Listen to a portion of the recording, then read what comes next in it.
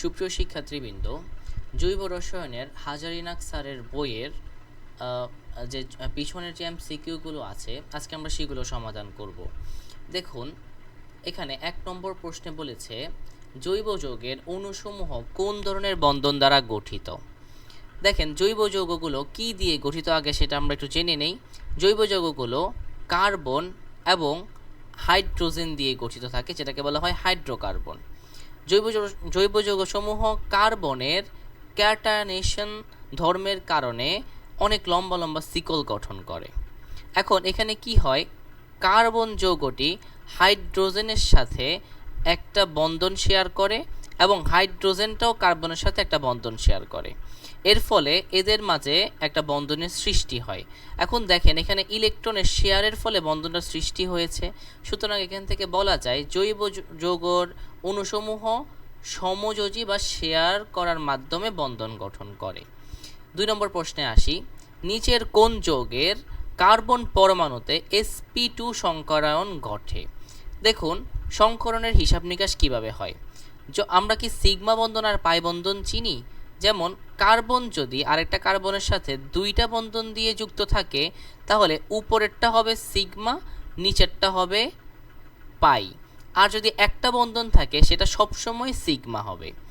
এইবার ক নাম্বার অপশনটার দিকে আপনি খেয়াল করেন, CH3 এইখানে দেখেন কার্বন পাশের কার্বনের সাথে একটা বন্ধন দ্বারা যুক্ত এবং বাকি হাতগুলো দিয়ে সে হাইড্রোজেন পরমাণুকে ধরেছে। এখন এই কার্বনটা আর এই কার্বনটা সেম, এখানেও এটা বাকি 3টা হাত দিয়ে 3টা হাইড্রোজেনকে ধরবে। সুতরাং এর সিগমা বন্ড কয়টা? 1টা 2টা 3টা 4টা যেহেতু সিগমা বন্ড, সুতরাং এর কোনো লোন পেয়ার নেই। আর আমাদের সংকরণ হচ্ছে লোন পেয়ার এবং সিগমা বন্ডের যোগফল, তাহলে এটার সিগমা বন্ড 4, সুতরাং এখানে সংকরণটা হবে sp3। সুতরাং আমাদের এটা হচ্ছে না।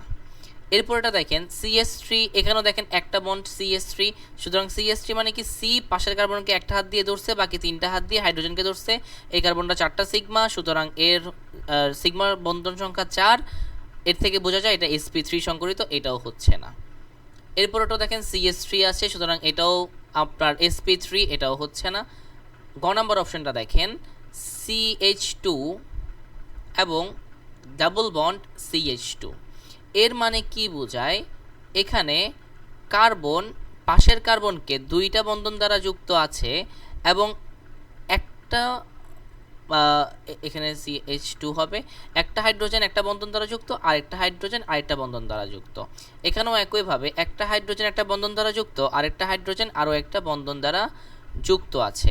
এখন এই কার্বনটার এখানে একটা সিগমা বন্ড, এখানে একটা সিগমা বন্ড এবং এখানে একটা সিগমা বন্ড, আর এটা তো পাই বন্ড, তাহলে 3টা সিগমা মানে এখানে 3 সংকরণের নম্বর, তাহলে এখান থেকে আমরা বলা যায় sp2, কারণ s একটা p 2টা, তাহলে এখানে 3টা sp2 সংকরণ। সুতরাং আমরা এখান থেকে অ্যান্সার হিসেবে কোনটাকে পেলাম? অ্যান্সার হিসেবে আমরা পেলাম sp2 সংকরিত পেলাম CH3 অর্থাৎ ইথিনকে পেলাম। এরপর এখানে বলা হয়েছে কার্বনিল মূলকের কার্বন পরমাণুতে কোন ধরনের হাইব্রিডাইজেশন দেখা যায়। কার্বনিল মানে কেমন? কার্বনিল হচ্ছে C ডাবল বন্ড O আর 2 হাতে 2টা অ্যালকাইল মূলক থাকে, এটাকে বলা হয় কার্বনিল মূলক। এখন দেখেন কার্বনিল মূলক, এখানে সিগমা বন্ড কয়টা? এখানে একটা সিগমা, এখানে একটা সিগমা, এখানে একটা সিগমা, আর এটা তো হচ্ছে আমাদের পাই বন্ড। তাহলে এখানে 3টা সিগমা হওয়াতে এটা হচ্ছে 3, অর্থাৎ এটা sp2 সংকরিত। সুতরাং এখান থেকে বলা যায় কার্বনিল মূলকটি sp2 সংকরিত। এখানে আপনারা একটা জিনিস লক্ষ্য রাখতে পারেন, ছোটখাটো শর্টকাট, যদি এক বন্ড দ্বারা কোনো যৌগ গঠিত হয় একটা বন্ধন দ্বারা, কার্বন কার্বন একটা বন্ধন থাকে, তাহলে সেখান থেকে আপনারা বলতে পারবেন এটা হচ্ছে sp3 সংকরায়ন। 2টা বন্ধন দ্বারা যদি যুক্ত থাকে তাহলে সেটা হবে sp2, 2টা বন্ধন দ্বারা যুক্ত থাকলে সেটা হবে sp2, আর যদি 3টা বন্ধন দ্বারা যুক্ত থাকে তাহলে সেটা হবে sp সংকরিত। এটা আপনারা মনে রাখতে পারেন। এরপরে দেখেন আমাদের প্রশ্নটি হচ্ছে NH3CNO এবং H2N bond C double bond O NH3। দেখেন এটা হচ্ছে আমাদের ইউরিয়া, আপনারা হয়তোবা জেনে থাকবেন, এটাকে বলা হয় ইউরিয়া। এখানে কি বলছে, ইউরিয়া উদ্দীপকের বিক্রিয়াটির কোন ধরনের বিক্রিয়া? দেখেন এখানে হাইড্রোজেন সংখ্যা কয়টি? 4টি। এখানেও দেখেন হাইড্রোজেন সংখ্যা 4টি, এই যে 2টি এখানে, 2টি এখানে, হাইড্রোজেন সংখ্যা এখানেও 4টি না? এবং এখানে দেখেন নাইট্রোজেন সংখ্যা 1টি, এখানেও নাইট্রোজেন সংখ্যা 1টি, এখানে কার্বন সংখ্যা 1টি, এখানেও কার্বন সংখ্যা 1টি, কার্বন সংখ্যা এখানেও 1টি, কার্বন সংখ্যা এখানেও 1টি, এখানে অক্সিজেন সংখ্যা 1টি, এখানে অক্সিজেন সংখ্যা 1টি, আবার এখানে নাইট্রোজেন একটা আছে, এখানে নাইট্রোজেন একটা আছে, দুঃখিত নাইট্রোজেন এখানে 2টা, এখানে নাইট্রোজেন 2টা। তার মানে এর আণবিক গঠন আর এর আণবিক গঠন সেম না স্যার? কিন্তু ঘাটনিক ঘাটনিক অবস্থাটা সেম না, কিন্তু আণবিক অবস্থাটা সেম। সুতরাং যেখানে আণবিক অবস্থা সেম থাকে তাদেরকে বলা হয় একে অপরের সমাণু। তাহলে এখানে বিক্রিয়াটি একটি সমানুকরণ বিক্রিয়া, কারণ এরা একে অপরের সমাণু। আসেন 5ম নাম্বার প্রশ্নটা আমরা একটু দেখি। নিচের কোনটি এলিফ্যাটিক যৌগ? এলিফ্যাটিক যৌগ হচ্ছে যারা চাক্রিক নয়। চাক্রিক যৌগ যারা নয় তাদেরকে বলা হয় এলিফ্যাটিক, আর চাক্রিক যৌগগুলোকে বলা হয় অ্যারোমেটিক। আসুন আমরা একটু আকৃতিগুলো দেখি। যেমন এখানে অ্যানিলিন আপনার পরিচিত। অ্যানিলিন দেখতে কেমন স্যার? অ্যানিলিন দেখতে হচ্ছে প্রথমে একটা ফেনল থাকে, ফেনলের সাথে একটা নাইট্রোমূলক যুক্ত থাকলে তাকে বলা হয় অ্যানিলিন। দাঁড়ান একটু,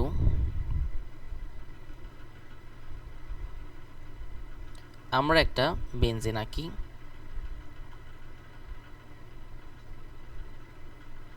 এটা বেনজিন এবং এর সাথে একটা নাইট্রোমূলক যুক্ত থাকে, মানে NH2। তাহলে এটা হচ্ছে একটা অ্যানিলিন। দেখুন এটা একটা অ্যারোমেটিক যৌগ, কারণ এটা চাক্রিক যৌগ, এটাকে বলা হয় অ্যানিলিন। এরপর আপনি টলুইন দেখেন। টলুইন দেখতে কেমন? প্রথমে একটা বেনজিন,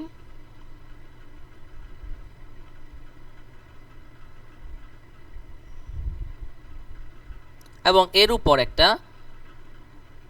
CH3 থাকে, এটাকে বলা হয় টলুইন। এরপরে ফেনল। ফেনল দেখতেও একই চাক্রিক যৌগ, এবং এর উপরে থাকে আপনার OH। আপনারা এই বন্ডগুলো কিভাবে না দিয়ে এরকমভাবে গোল দিয়েও বুঝাতে পারেন, তাহলে এটা বোঝা যাবে এটা চাক্রিক যৌগ। দেখেন এখানে মানে সঞ্চরণশীল ইলেকট্রনগুলো আছে আর কি, এটা বোঝানো যাওয়া হয়। তাহলে এখানে আমরা বুঝতে পারলাম কি অ্যানিলিন, টলুইন এবং ফেনল এরা সবগুলো চাক্রিক যৌগ, তার মানে এরা সবাই হচ্ছে অ্যারোমেটিক। তাহলে এখানে এলিফ্যাটিক হচ্ছে ইথিলিন অক্সাইড, যেটা আমরা আসলে ওরকমভাবে আপনারা চিনেন না, কিন্তু বাকি 3টা অপশন তো আপনারা জানেন। সুতরাং বাকি 3টে যদি অ্যারোমেটিক হয়, যেটা বাকি আছে সেটা অবশ্যই এলিফ্যাটিক হবে। 6 নম্বর প্রশ্নটি আমরা আসি। এখানে বলছে কি ক্যাটেনেশন ধর্ম প্রদর্শন করে কোন যৌগটি, কোন মৌলটি?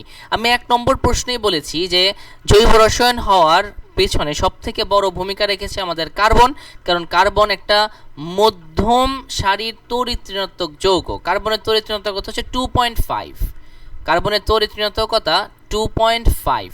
সুতরাং কার্বন একটা মাঝারি ধরনের তড়িৎ ঋণাত্মক মৌল হওয়ায় সে অনেক লম্বা শিকল গঠন করতে পারে। তাই ক্যাটেনেশন ধর্ম হচ্ছে লম্বা শিকল গঠন করার যে ধর্ম, তাই আমরা বলতে পারি ক্যাটেনেশন ধর্ম প্রদর্শন করে আমাদের কার্বন। এরপরের প্রশ্ন আসেন, নিচের মৌলগুলিতে কার্বন কার্বন বন্ধন দৈর্ঘ্য বৃদ্ধির ক্রম নিচের কোনটি? যেমন এখানে দেখেন C2H4 আছে, এটা হচ্ছে X, এখানে আছে C2H2, এটা আছে Y তে, C2H6, এখানে দেখেন এটা C2H4, এটা একটা অ্যালকিন। X কি? একটা অ্যালকিন, মানে ডাবল বন্ড, একটা অ্যালকিন। আর Y কি স্যার? Y হচ্ছে এখানে একটা অ্যালকাইন, কারণ এটা C2H2 আছে, মানে একেবারে বরাবর, মানে CnHn। তাহলে এটা হচ্ছে একেবারে একটা অ্যালকাইন। আর Z হচ্ছে একটা অ্যালকিন, Z হচ্ছে একটা এক বন্ধন বিশিষ্ট অ্যালকিন। এখন আপনারা দেখেন অ্যালকিন সেটা একটা বন্ধন, একটা বন্ধন হলে কি হইতো স্যার? sp3, মনে আছে নিশ্চয়ই। sp3 সংকরণ হলে এখানে p এর আধিক্য বেশি, তার মানে S এর সাথে P এর সম্পর্ক একটু খারাপ থাকবে, বন্ধন দৈর্ঘ্য একটু বেশি থাকবে। সুতরাং একটা বন্ধন হলে এখানে বন্ধন দৈর্ঘ্য হয় 0.154, দুঃখিত, এটা হবে 0.154 বন্ধন দৈর্ঘ্য। যদি 3টা বন্ধন হয় তাহলে এদের সংকরণ কি হয় স্যার? sp সংকরণ, মানে দুজনের শেয়ার সেম, তার মানে দুজন একে অপরের সমমর্যাদার হবে, দুজন একই অবস্থায় থাকবে, তাদের বন্ধন কোণের অনুপাত, বন্ধন কোণ হয় 0.123 0। এরপরে দেখেন দুইটা বন্ধন, তাহলে এটা হচ্ছে sp2। একইভাবে এখানেও সেম, এখানে p এর আধিক্য বেশি, p এর সাথে s এর সম্পর্ক ভালো থাকবে না, এদের দূরত্ব বেশি হবে, সুতরাং এখানে আপনার বন্ধন কোণ হবে 0.0134। একই সাথে আপনার আরেকটা এমসিকিউ জেনে নেন যে বেনজিনের কার্বন কার্বন বন্ধন দৈর্ঘ্য। বেনজিনের ক্ষেত্রে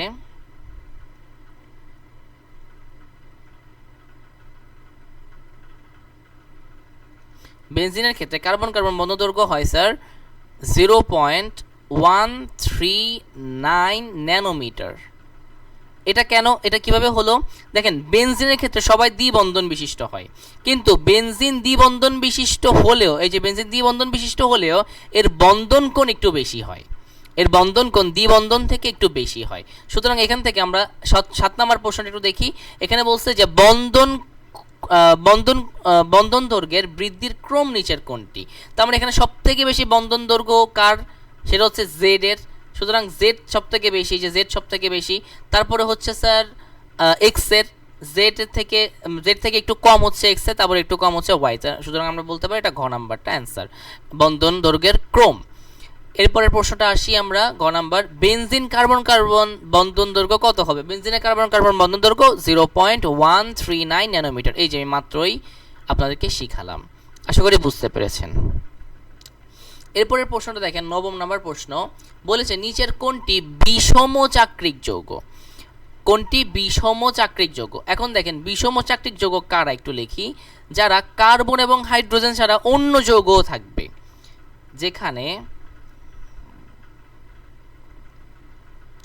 যেখানে কার্বন হাইড্রোজেন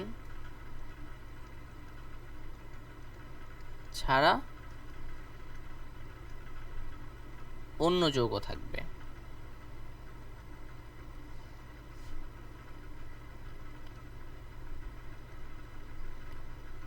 তাদেরকে বলা হয় বিষম চাক্রিক যৌগ। তাহলে এখানে দেখেন এটা বোঝাই যাচ্ছে এটা একটা বিষম চাক্রিক যৌগ। এখানে অক্সিজেন আছে, কিন্তু বাকি সবাইতে এই যে কর্নারগুলোতে কার্বন এবং হাইড্রোজেন, কর্নারগুলোতে কার্বন এবং হাইড্রোজেন, কর্নারগুলোতে কার্বন এবং হাইড্রোজেন আছে। সুতরাং আমাদের এখানে ক নাম্বারটা অ্যান্সার। 10 নম্বর প্রশ্নে আসে নিচের কোনটি বিষম চাক্রিক যৌগ? আচ্ছা দেখেন, এই যে আমাদের মহাশয়, এই যে নিচে একটা ও, এটা বিষম চাক্রিক যৌগ হলো, এই বেটা কিন্তু অ্যারোমেটিক যৌগ, কিন্তু বিষম চাক্রিক যৌগ। আর এর নাম হচ্ছে পিউরান, এই ব্যক্তির নাম পিউরান।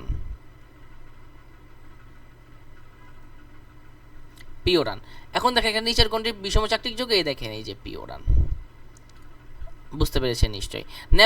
ন্যাপথালিনের সংকেত, ন্যাপথালিন নিশ্চয়ই আপনারা চিনেন। ন্যাপথালিন হচ্ছে আপনার 3টা মানে বেনজিন বলয় যুক্ত আর কি। এরপরে নিচের 11 নম্বর প্রশ্নটি আমরা আসি, সেটা হচ্ছে CH3 CH2 CHCl CHO। একটু আমরা এটা একটু মানে গাঠনিক সংকেত একটু দেখি। CH3 bond CH2 bond CH, আর এখানে আছে Cl, এখানে হচ্ছে CHO। দেখতেই পাচ্ছেন এখানে একটা অ্যালডিহাইড মূলক আছে। অ্যালডিহাইড মূলক যেখানে থাকবে সেখানে নামকরণ অ্যালডিহাইড থেকে শুরু হবে, কারণ অ্যালডিহাইড এখানে সবথেকে আপনার সবথেকে মানে আধিপত্য বিস্তারকারী একটা যৌগমূলক। 1 2 3 4। এখন দেখেন এখানে 2 নাম্বার জায়গায় 2 নাম্বার কার্বনে ক্লোরিন যুক্ত আছে, তাহলে এটার নাম মিথেন, ইথেন, প্রোপেন, বিউটেন। এটা হবে 2 ক্লোরো বিউটানেল, কারণ এটা একটা অ্যালডিহাইডের লাস্টে নেল হয় বা এল হয়, এই টাইপের আর কি। তাহলে এখানে 2 ক্লোরো বিউটানেল, একদম ক নাম্বারে অপশনটা দিয়ে দিয়েছে, 2 ক্লোরো বিউটানেল। এরপরের প্রশ্নে আমরা আসি, এখানে বলেছে CH3 CH2 CH2Br, মানে এটা একটা অ্যালকাইল হ্যালাইড না স্যার? এটা একটা অ্যালকাইল হ্যালাইড, মানে আর এক্স। অ্যালকাইল হ্যালাইডের সাথে যখন আপনার সোডিয়ামের বিক্রিয়া হয় এবং প্রভাবক হিসেবে থাকে শুষ্ক ইথার, এই যে শুষ্ক ইথার, এটাকে বলা হয় একটা উডস বিক্রিয়া। কি বিক্রিয়া স্যার? উডস বিক্রিয়া। উডস বিক্রিয়া।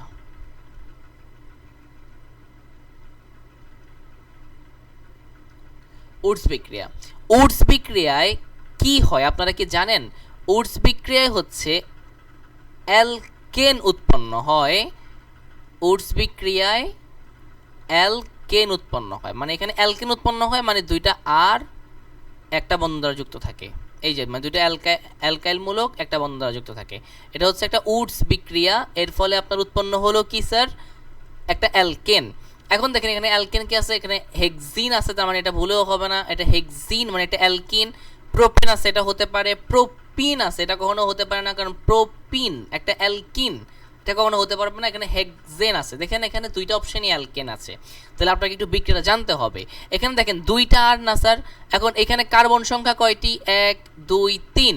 তাহলে এখানে কার্বন সংখ্যা একটা আরের জন্য যদি 3টি হয়, দুইটা আরের জন্য 3 দুগুণে 6টি হবে। 6 হলে এটা হয় হেক্সেন। এই যে আমাদের হেক্সেন। বুঝতে পেরেছেন নিশ্চয়ই। এরপরে আসেন 13 নম্বর প্রশ্ন। এখানে কি বলেছে স্যার? CH3CH11CH2HBr। আপনারা যদি একটু লক্ষ্য করেন এখানে কি আছে? CH3 bond CH double bond CH2 plus hydrogen bromide. এইবার আপনারা একটু লক্ষ্য করেন এখানে যে এখানে যদি আমরা দ্বিবন্ধনের জায়গায় একটা দাগ দেই, তাহলে আপনি দেখতে পাবেন যে এখানে এই অংশটা আর এই অংশটা সেম নয়। তার মানে এটাকে একটা বলা হবে অপ্রতিসম অ্যালকিন। অপ্রতিসম অ্যালকিন। এবং এখানে দেখেন বিকারক যৌগটিও অপ্রতিসম, এখানে হাইড্রোজেন এখানে ব্রোমিন, এটা সেম না। সেম না মানে এরা একে অপরের অপ্রতিসম। যদি অপ্রতিসম অ্যালকিন এবং অপ্রতিসম বিকারক থাকে তাহলে আপনার কি হয়? তাহলে এখানে মার্কোনিকভ কিংবা অ্যান্টি মার্কোনিকভ আমরা প্রয়োগ করতে পারি। মার্কোনিকভ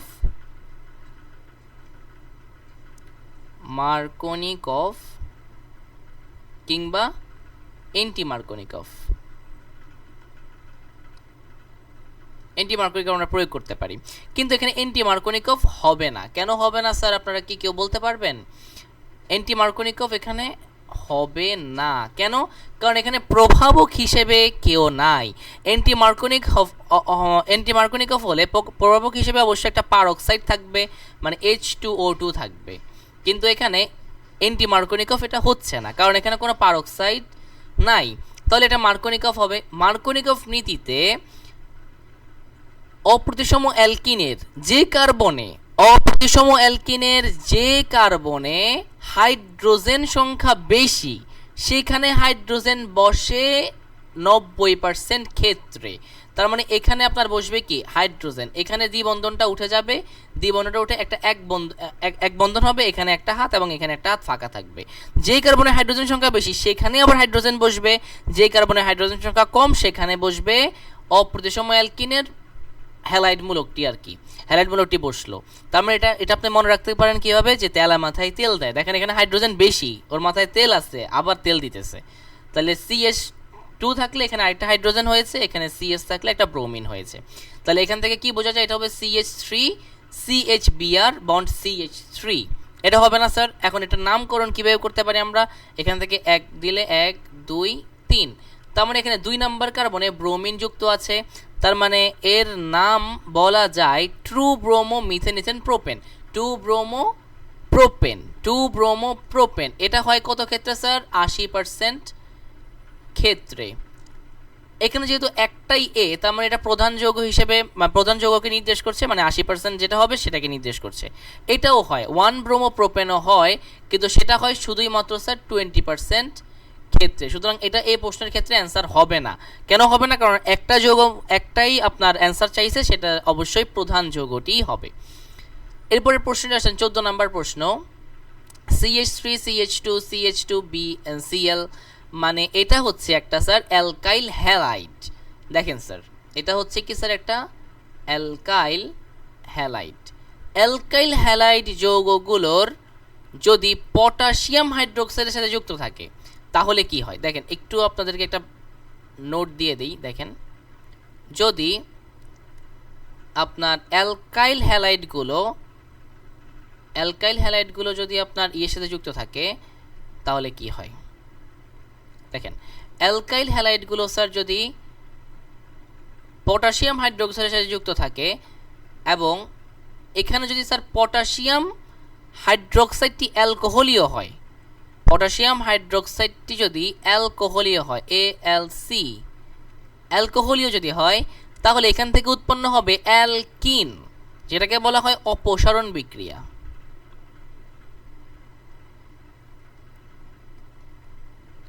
অপসারণ বিক্রিয়া।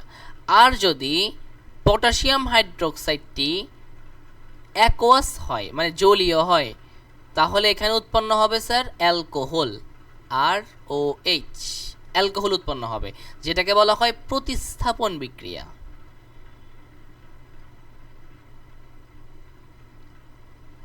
প্রতিস্থাপন বিক্রিয়া। তাহলে এইবার একটু লক্ষ্য করেন এখানে কি আছে স্যার, অ্যালকোহল, অ্যালকোহলীয় মূলক আছে। অ্যালকোহলীয় মূলক থাকলে অ্যালকিন উৎপন্ন হয়, অ্যালকিন উৎপন্ন হয়। তাহলে এখানে মিথেন ইথেন প্রোপেন, তাহলে এখানে অ্যালকিন মানে প্রোপিন উৎপন্ন হবে, প্রোপিন। এই যে গ নম্বরে আছে প্রোপিন। তারপরে প্রশ্নে আমরা আসি, এখানে বলছে কি মিথাইল কার্বনিল এর সংকেত কোনটি? স্যার এটা একটু মুখস্থ রাখতে হয়। মিথাইল কার্বনিলের সংকেত হচ্ছে স্যার CH3CH2OH। এটা একটু স্যার মনে রাখতে হবে, একটু মুখস্থ টাইপের প্রশ্ন। এরপরের প্রশ্নে আসি আমরা, নিচের কোনটি অ্যারোমেটিক যৌগ? দেখেন স্যার এখানে অ্যারোমেটিক বলছে, অ্যারোমেটিক যৌগ। অ্যারোমেটিক যৌগ হতে হলে এদের সঞ্চারণশীল পাই ইলেকট্রন থাকতে হয়। অ্যারোমেটিক যৌগের হাকেল সংখ্যা, হাকেল তত্ত্বটা মানতে হয়। হাকেল তত্ত্ব হচ্ছে সঞ্চারণশীল পাই ইলেকট্রন থাকতে হবে। তাই সঞ্চারণশীল পাই ইলেকট্রন কেমন? এই যে এখানে একটা থাকবে, এখানে একটা থাকবে, এখানে একটা থাকবে, এগুলো ঘুরবে। ঘোরার কারণে এখানে একটা গোল চিহ্ন দেওয়া হয়, মানে এগুলো ঘুরতেছে। সঞ্চারণশীল পাই ইলেকট্রন থাকতে হবে। তাহলে এখানে বোঝা যাচ্ছে বেনজিন একটা সঞ্চারণশীল পাই ইলেকট্রন আছে। এখানেও আমি বলেছিলাম এখানেও এটা একটা অ্যারোমেটিক যৌগ, কিছুক্ষণ আগে আপনার প্রশ্ন এসেছিল। এটা একটা অ্যারোমেটিক যৌগ, সঞ্চারণশীল পাই ইলেকট্রন আছে, কিন্তু এই মহাশয়ের কোনো সঞ্চারণশীল পাই ইলেকট্রন নাই। এখানে কোনো পাই বন্ধনই নাই, তাহলে পাই ইলেকট্রন কোত্থেকে আসবে? সুতরাং এটা একটা অ্যারোমেটিক যৌগ নয়। এরপরে আসেন H2C ডাবল বন্ড CH3। আচ্ছা এটার আইউপেক নাম, আচ্ছা দেখি আমরা এটা একটু বড় করে লিখি, তারপরে দেখতেছি আইউপেক নামটা কি হয়। CH2 ডাবল বন্ড, এখানে কার্বন আছে, নিচে আছে মিথাইল, CH3 কার্বন, CH2 এখানে আছে OH। এখানে দেখেন এই কার্বনে যেহেতু অ্যালকোহল যুক্ত আছে, সুতরাং এটাকে আপনার 1 নাম্বার দিতে হবে, 1 2 3। যেহেতু আপনার দ্বিবন্ধন থেকে অ্যালকোহলীয় মূলকটি বেশি অগ্রাধিকার পায়। এরপর আসেন এখানে 2 নাম্বার কার্বনে মিথাইল মূলক যুক্ত, 2 নাম্বার কার্বনে প্রোপিন। হ্যাঁ দেখেন 2 নাম্বার কার্বনে মিথাইল মূলক যুক্ত আছে, 2 নাম্বার কার্বনে আবার অ্যালকিন যুক্ত আছে, মিথেন ইথেন প্রোপেন, তাহলে এটা প্রোপিন। আর 1 অল, 1 নাম্বার কার্বনে অল আছে, সুতরাং এটা 1 নাম্বারটাই অ্যান্সার হয়ে গেছে। 2 মিথাইল 2 প্রোপিন 1 অল। 18 নম্বর প্রশ্নটা আমরা একটু দেখি, CH3CH2 C ডাবল বন্ড ও। আচ্ছা এটার আইউপেক নাম কোনটি? এটা চেয়েছে। এটা হচ্ছে একটা স্যার ester, C double bond C double O. তাহলে সি ডাবল ও দোনো পাশে আর আছে, তাহলে এটা আর সি ডাবল ও আর, এটা হচ্ছে না স্যার। তাহলে এটা হবে ইথাইল প্রোপানয়েড, ইথাইল ইথানয়েড। হ্যাঁ ইথাইল ইথানয়েড। দেখেন ইথাইল দুঃখিত, ইথাইল ইথানয়েডটা, এটা হচ্ছে ইথাইল প্রোপানয়েড, ইথাইল প্রোপানয়েড। কেন এটা ইথাইল প্রোপানয়েড? দেখেন ইথাইল প্রোপানয়েড কারণ এই যে ইথাইল, এখানে ইথাইল, আর এই যে প্রোপেন না, এই কার্বনটা সহ এই কার্বনটা প্রোপেন না, তাহলে এটা হবে ইথাইল প্রোপানয়েড। এরপরের প্রশ্নে আমরা যাই। এরপরের প্রশ্নটা হচ্ছে অ্যানিলিনের সিগমা বন্ধন সংখ্যা কয়টি? অ্যানিলিনের সিগমা বন্ধন সংখ্যা কয়টি? দেখেন অ্যানিলিন দেখতে কিরকম আমরা কিছুক্ষণ আগে দেখেছিলাম। এই যে আমাদের একটা বেনজিনের মতো প্রথমে আঁকতে হয়, এরপর এখানে NH2, এটার নাম কি স্যার? অ্যানিলিন। এখানে তো একটা গোল হবেই, অ্যানিলিন। অ্যানিলিনের সিগমা বন্ধন সংখ্যা, আচ্ছা দেখি সিগমা বন্ধন সংখ্যা। আপনি একটু বড় করে অ্যানিলিন আঁকতে চান কিংবা একটু দেখেন সিগমা বন্ধন সংখ্যা। এখানে একটা সিগমা বন্ড 1 2 3 4 5 6, এখানে একটা 7টা। আবার এই নাইট্রোজেনটা 2 হাত দিয়ে 2টা হাইড্রোজেনকে ধরছে, মানে এই যে এই নাইট্রোজেনটা এর দুইটা যে হাত আছে, এই দুইটা হাত দিয়ে দুইটা নাইট্রোজেনকে ধরছে,